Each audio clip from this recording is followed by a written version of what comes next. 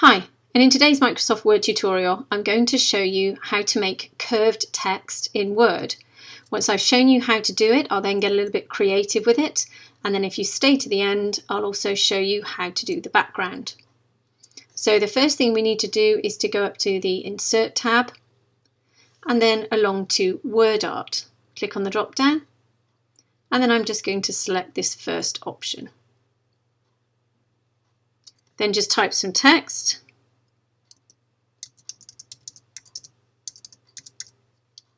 And with the text still selected and you're on the Shape Format tab, go to this icon here, Text Effects, click on the drop down, go to Transform, and then you've got a number of different options. So to use the curved text, you can either go to this icon here, or this one here. So the first one we'll use is this one here. Now the way in which this curved text works is in accordance with how big or how small or narrow you make this box. So let me demonstrate. As I pull down, you can see the text will curve in a different way, and the curve will become more acute.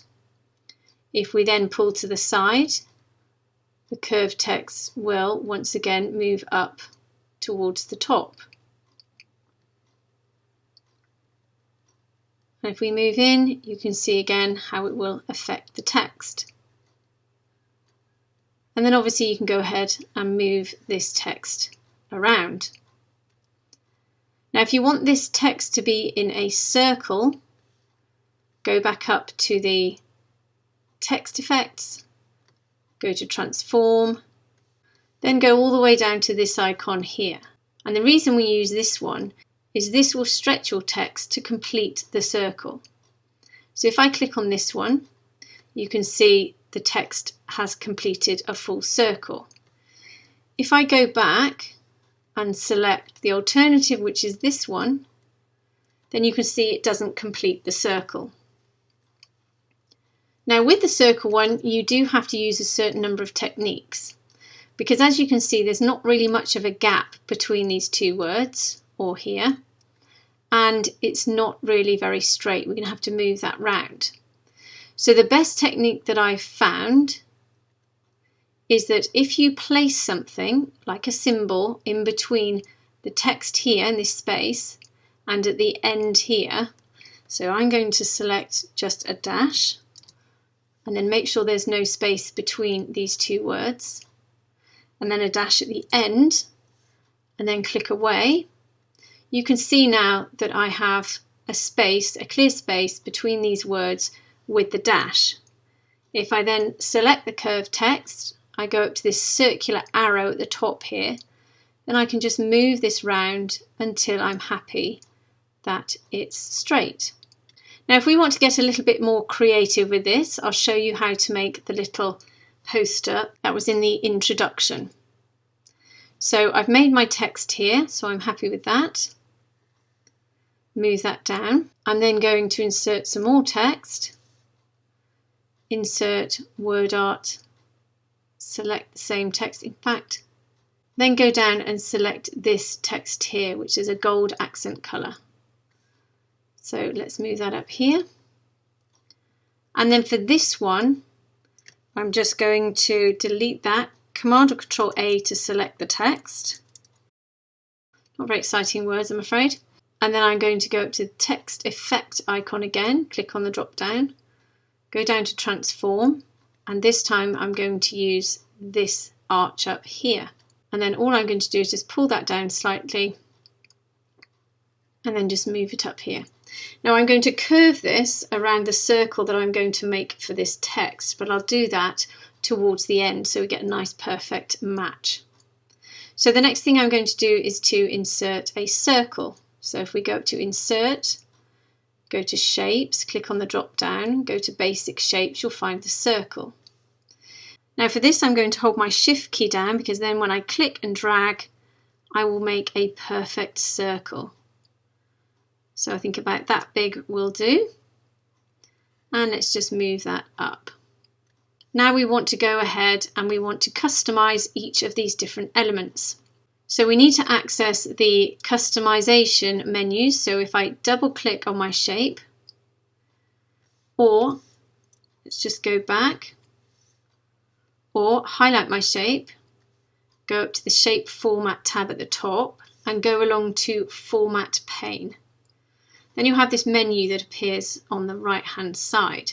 Now each shape that you introduce to Word comes with a line around the outside and a fill colour. So the first thing I'm going to do is to go to line, make sure you're on the bucket icon, go down to line and just switch off the line and select no line. Then I'm going to go to fill, and then you've got lots of different options here. You've got solid fill, which we've currently got, gradient, picture or textured, patterned fill. You can use any of the options here, but I'm going to go to gradient fill. Now for this, I'm going to select an orange linear pattern. So I'm going to go to preset gradients, and I'm going to go to this top left one here. Then I'm going to go to this drop down to select radial. Then I'm going to go to the direction and select this center icon here. And there you can see our gradient starts from the center and moves towards the outside. Now, by default, I've got 4 of these little markers on my gradient, and I'm going to get rid of 2 of them because I don't need them. So I'm going to select this one, and you can see it's now got an orange outline. I'm going to go up to the minus sign and click, and that removes that marker. I'm going to do the same with this marker, go to the minus sign and click. Now I'm going to change the colours at each end of my gradient. So select the first marker here, go down to colour, click on the drop down, and I'm going to select the yellow in the centre.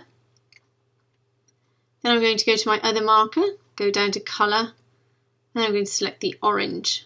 And as you can see now, we've got the gradient from the centre to the outside. Now you can move these markers, so if you want more orange, then you just simply click and drag. You can also move the yellow, so you can have more yellow in the centre. It's completely up to you how you choose to manipulate these markers. Okay. Once you're happy, you can then move your curved text over the top of your circle, but we've noticed that that text has gone underneath. That's a really easy fix. So make sure your text is selected, make sure you're on shape format, go to this icon that says bring forwards, click on the drop down and select bring to front. And there you can see my text is now on top of my circle. So all I'm going to do now is to just go ahead and place that in that circle. Now this can get a little bit clunky, so what I found is if you hit the Command or Control key, then use your arrow keys, your nudge is reduced so that you can have greater control over where your text will go. Once you're happy, we can go in now and we can change this text. Now I'm just going to change the colour of the text, so I've selected my text, I go back over to Format Shape and I go to Text Options. Then I'm going to ensure I'm on Solid Fill, click on the drop down and select Yellow. Now the other thing I'm going to do is change the font, so I'm going to double click, Command or Control A to highlight the text, go to the Home tab, go to the fonts, and I'm going to select Big Book. Then I just need to click off.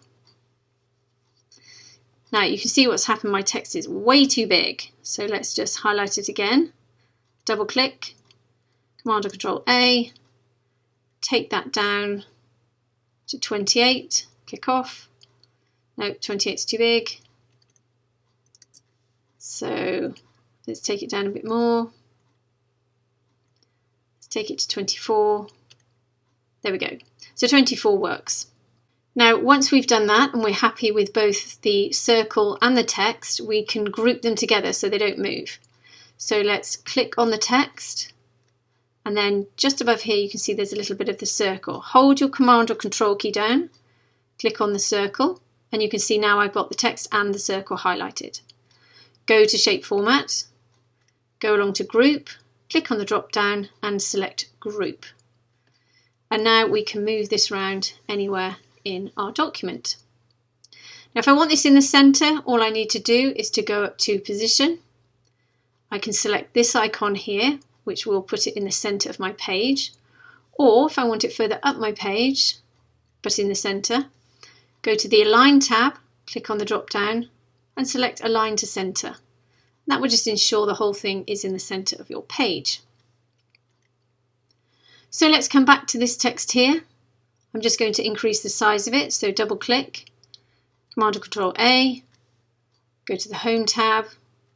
I'm going to use the Increase Font Size icon, click up, click off, and you can see that's increased the size. Once again, I'm going to go up to Shape Format, the Align tool, and go to Align to Centre. And then I'm just going to grab this bottom square, click, and as I pull it down, you can see that my text is moving and creating more of a curve that matches the circle. Then I'm just going to grab the text and move it down. Now we have moved off the centre, so I will fix that shortly. Then go to the left or right hand side box, click and just drag in, and you can see once again that's creating more of a circular curve. Okay, now go up to the Align tab again and click Align to Centre. Perfect. Now if you want to create the background and the mirror effect on the bottom, then you need to go up to Insert, Shapes, and select the square. Then as your cursor has changed into a cross, go to the very top left of your page, click and drag a rectangle to about halfway down your page. Make sure it's covering all your page. And again, we want this to go to the back of our design. So again, make sure it's selected. Go up to Send Backwards, click on the drop down and select Send to Back. And we want to make this into more of a gradient. So again, select it, go back over to your Format Shape menu, go to Gradient Fill. As you can see, it's defaulted to our last design. I need to change the radial to linear and click on this menu here. I'm going to select this icon here where you can see the bottom is lighter and it moves up to the darker colour. So I'm just going to change the colours again. So let's select this one on the left, click on the drop down, and I'm going to select a lighter blue, and then colour on the right, click on the drop down, I'm going to select the darker blue. Now that's not light enough, so let's go back and just select a slightly lighter blue. And in fact, I can't find the colour that I want. So what I'm going to do is I'm going to go down to More Colours here, where I've got my colour wheel. Now the colour wheel will bring up the colour that you have last selected in this gradient marker. Now you can see that the marker's on this line here. If I move this to the right, the colour will become darker. And if I move it to the left, the colour will become lighter. So if I select somewhere around here, click OK, you can see that's just a little bit lighter, and that's what I'm looking for. So the next thing to do is to make a copy of this rectangle. So the easiest way to do this is either Command or Control C, Command or Control V, or if you select the rectangle, hit the Alt key and then just click and drag. Then all we need to do is to grab this circular icon at the top and then just, as you can see, I've got both rectangles highlighted here.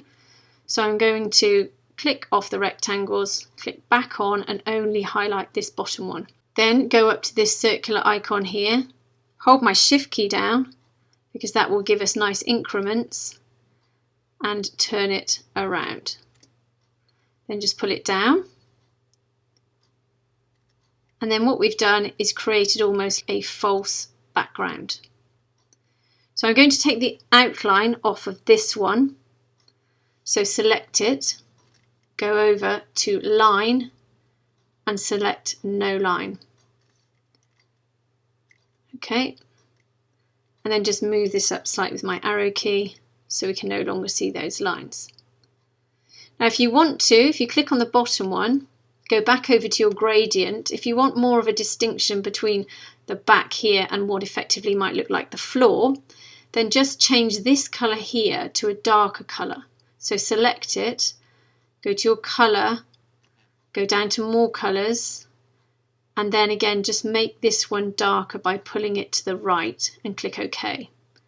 Then when you click off, you can see there's more of a distinction between the top and the bottom. Now if you want to create the mirror effect, as though this looks more like a mirror, then the first thing I'm going to do is just click on this text here. Then I'm going to select my Command or Control key, and then I'm going to select this element here. Then I'm going to go up to Group, click on the drop down and select Group. Now I can move this around my document. So what I'm going to do is I'm going to move this down slightly to around about here. I'm going to go back up to the alignment tool and center it, align to center. And then I'm going to go to the bring forwards icon, click on the drop down and select bring to front. Then the next thing I'm going to do is to go over to our format shape menu. Make sure you're on shape options. Click on text effects. Go down to reflection, then go to the presets, and I'm going to go down to the center option. Now, as you can see, it's all gone wrong. And the reason for that is because everything is grouped together. So what we need to do is to ungroup everything and mirror everything individually. So let's press Command or Control Z and go back. Then highlight this element of our design, go up to Group and select Ungroup. Then we'll need to go to this section here and ungroup this, because remember we grouped together the text and the circle. So again, go up to Group and ungroup that as well. And now you can see we've got those two elements. So the first thing that we need to do is to grab our circle. So just click on the edge of the circle. So that's highlighted the text. You know it's the text because it's slightly at an angle. So grab the circle. Might have to grab the bottom. Let's go to the bottom here. Okay, if it doesn't do that, just zoom in, click on the circle. There we go.